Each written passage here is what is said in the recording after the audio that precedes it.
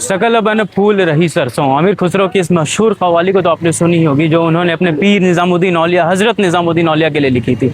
तो उस कहानी, वो जो कव्वाली है, वो एक रिवायत से जुड़ी है जो आज से 800 साल पुरानी है। उस रवायत के पीछे क्या कहानी है, इसके बारे में, हर एक चीज़ के बारे में जिक्र करेंगे। अभी सबसे पहले हम जहाँ पर हैं वो हज़रत निज़ामुद्दीन दरगाह है, और यहाँ से हम सीधे भी दरगाह की ओर चलेंगे, और इस कहानी के पीछे क्या कहानी है और आज ये क्यों खास है, हम आप को आज लेकर यहाँ क्यों आए हैं, हर एक पर बात करेंगे। मगर सबसे पहले चलिए सीधे दरगाह की ओर चलते हैं और अपने हजरत की ओर आगे बढ़ते हैं। आइए।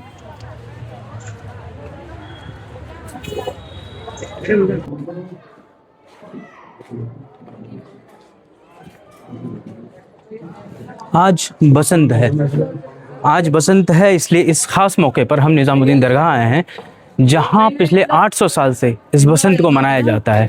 क्योंकि आज नॉर्थ इंडिया में माँ सरस्वती को, जो ज्ञान की देवी है, उसकी उपासना की जाती है, पूजा की जाती है। उसके साथ ही साथ हज़रत निज़ामुद्दीन दरगाह में एक ऐसी रवायत है जो पिछले 700-800 साल से मनाई जा रही है, जिसमें आमिर खुसरो अपने पीर को जब उन्होंने मनाया था, उसी रवायत को आज भी यहाँ से जारी किया है, इसी रवायत को आज भी यहाँ से कंटिन्यू रखा है। हम आज सीधा उस रवायत की तरफ जा रहे हैं और बढ़ेंगे, और आपको ख़ास क्या है आज के मौके पर, उसकी कुछ झलक दिखाएंगे। हमारे साथ चलिए, बहुत मज़ा आने वाला है, बहुत आनंद है, और आज बसंत है तो इसका लुत्फ़ दो गुना हो जाएगा जब हम अंदर जाएंगे। आइए हमारे साथ।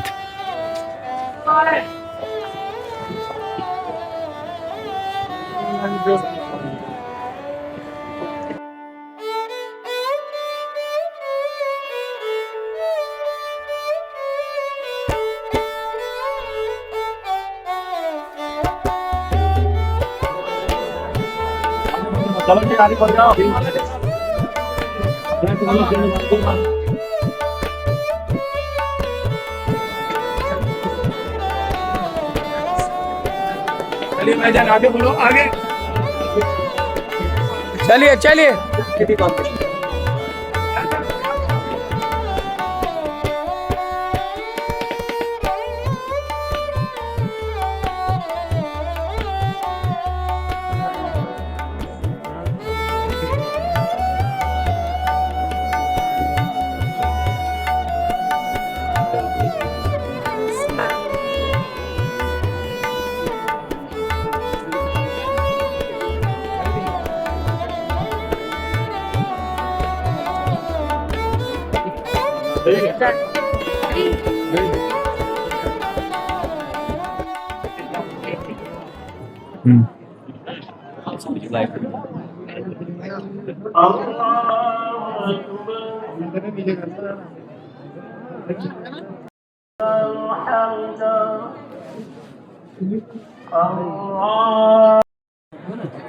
नमाज हो रही है भाई, नमाज हो रही है। सुन भाई राजा, मुझे निकलना पड़ेगा, चल के तैयार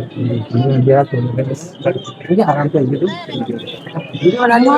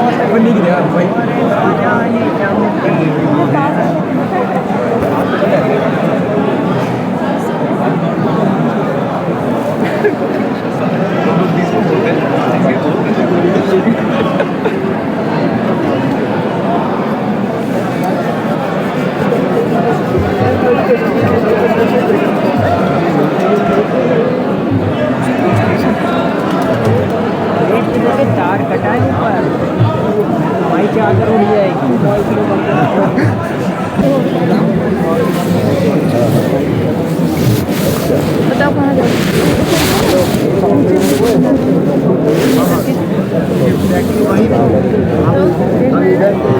दिख जाएगा ना।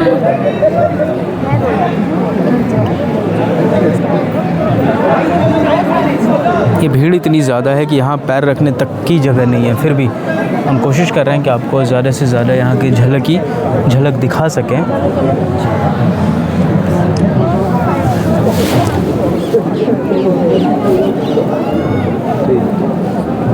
भाई निकलने का थोड़ा जगह था, निकलने की जगह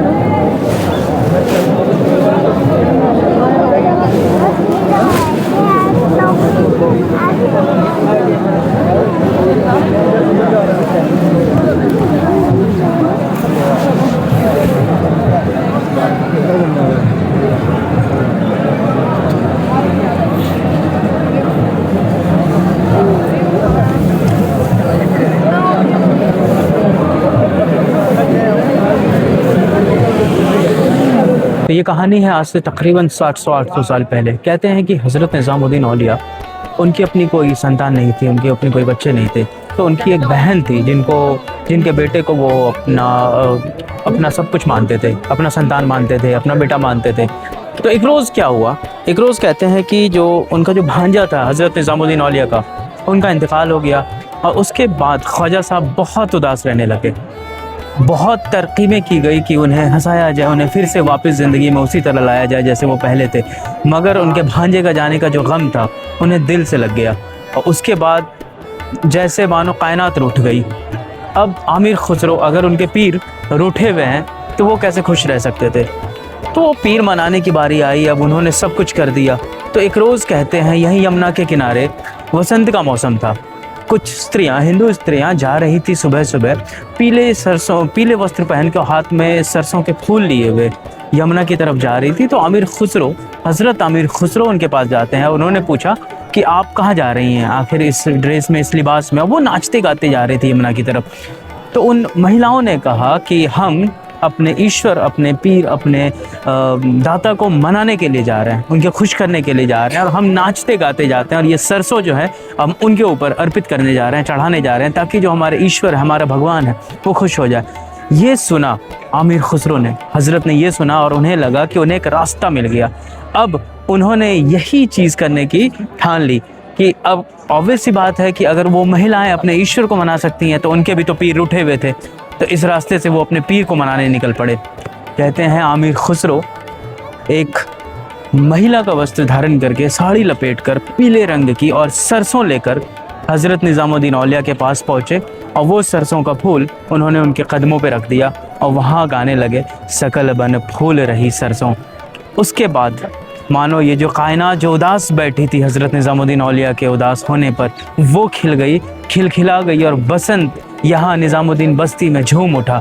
और उसके बाद यूँ हुआ कि हज़रत निज़ामुद्दीन औलिया फिर से उसी उमंग और उसी खुश फहमी में आ गए, वो खुश हो गए। उसके बाद तो उसी के बाद ये एक दस्तूर चला, जिसके बाद साल दर साल यहाँ निज़ामुद्दीन बस्ती में तकरीबन लगभग 700 साल से ये निज़ाम चलता चला आ रहा है, जिसमें बसंत के रोज़, जिसमें नॉर्थ में जैसा मैंने आपको बताया माँ सरस्वती की उपासना होती है, यहाँ दिल्ली में निज़ामुद्दीन बस्ती में सरसों चढ़ाए जाते हैं आमिर खुसरो और हज़रत निज़ामुद्दीन औलिया को। तो उसी जश्न में शरीक होने हम भी आए थे और आपको भी लेकर आए हैं। बाकी आप देख ही सकते हैं ये जो भीड़ है, इस भीड़ को आप समझ सकते हैं, मगर आप अगर यहाँ खड़े हों तो इसका अंदाज़ा आप अलग ही तरह से लगा सकते हैं। मगर फिर भी हम कोशिश करेंगे आप तक ये झलक पहुँचाएँ।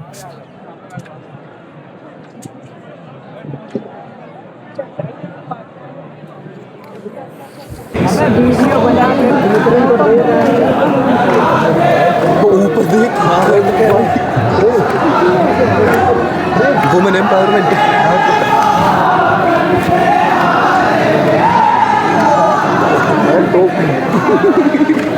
वो भी कहाँ लेके जा रहे हैं? चील ऊपर कितनी सही लग रही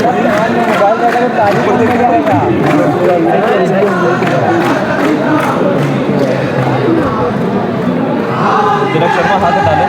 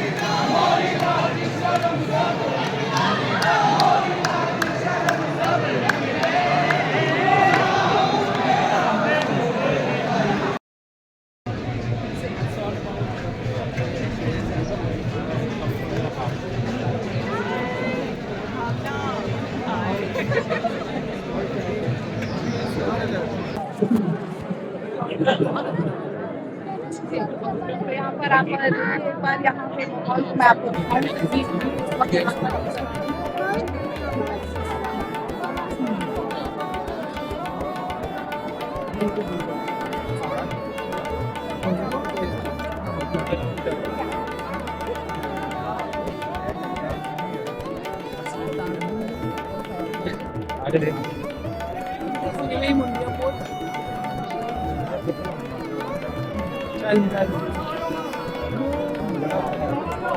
ये अभी शाम का मौसम है और हल्की हल्की बारिश शुरू होने वाली है।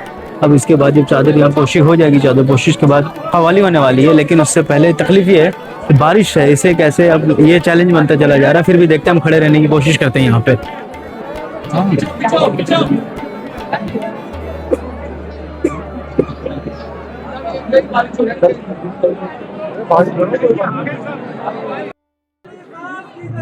आमीन आमीन।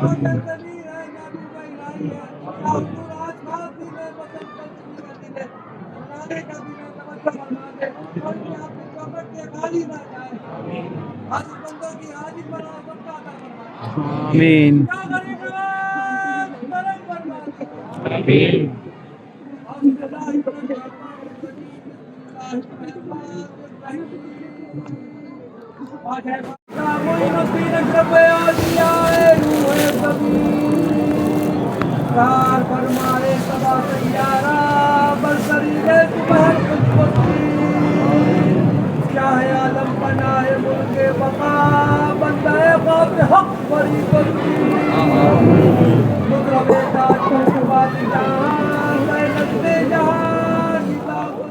अभी जब हम लोग वहाँ पर खड़े थे, जहाँ से आपको यहाँ के सीन दिखा रहे थे दरगाह के पास, तो अचानक से बारिश इतनी ज़्यादा ज़ोर से आई है कि आप देख सकते हैं। मुसीबत तो नहीं, एक आनंद है कह सकते हैं, एक जश्न है जो ऊपर वाला भी इस जश्न में शरीक हो रहा है। उसी की तवज्जो में ये हुआ कि हम लोग सब अभी एक जगह पर मस्जिद के बगल में अपने सर को ढके हुए हैं। जो बारिश खत्म होगी तब इससे आगे क्या प्रोग्राम होता है हम उस आपके साथ जोड़ेंगे, तब तक हमारे साथ बने रहिए। तो आज बसंत पंचमी की शाम में हम आपको छोड़े जाते हैं यहाँ पर, यहाँ के कुछ नज़ारों के साथ। और जैसा आप देख रहे हैं, बहुत ज़ोर की बारिश हुई थी और ये जो जगह है दरगाह के पास, ये जगह पूरी की पूरी खाली हो चुकी है। बहुत लोगों ने मस्जिद के अंदर अपने आप को कुछ देर के लिए सुरक्षित रखा इस बारिश से, मगर अब थोड़ी सी बारिश कम हुई है तो लोग निकलना शुरू हुए हैं। अब यहाँ से हम भी निकलेंगे और आज आपको छोड़े जाते हैं इस दरगाह पे इस बसंत पंचमी के साथ। किसी और वीडियो में, किसी और अच्छे जगह पर, किसी और कल्चरल इवेंट पे हम आपके साथ फिर से हाजिर होंगे। तब तक आप हमारे चैनल को ढेर सारा प्यार दें, सब्सक्राइब करें, दूसरों तक पहुँचाएँ और फिर मिलते हैं इस बारिश के साथ। आपको छोड़े जाते हैं। शुक्रिया।